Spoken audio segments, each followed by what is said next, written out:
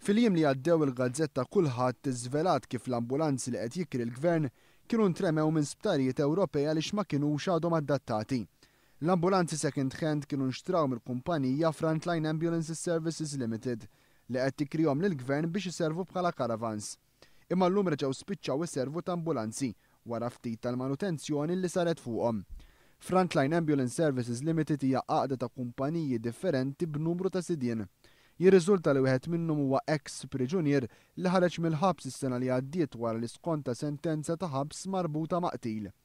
Il-kuntratt tal-ambulanzi ngħata lil din il-kumpanija meta dan is-sid kien għadu qed jiskonta s-sentenza.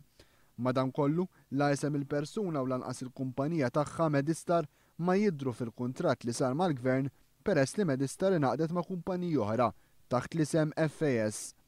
Għan-nom ta' dan l-ex priġunier jidher qarib tiegħu fil-waqt li bħala shareholder jidher gwardjan tal-ħabs li jaħdem l-isptar Monte Carmeli fejn l-ex priġunier skonta parti mis-sentenza tiegħu. L-ambulanzi qed jinkrew għal 150 euro kuljum, imma l-Gazzetta kulħadd irrappurtat kif il-Gvern qed iħallas ukoll għax-xufiera u l-porters tal-privat bir-rata ta' 5 euro u 25 ċenteżmu kull siegħa li jfisser 250 euro għal kull ġurnata ta' 24 siegħa.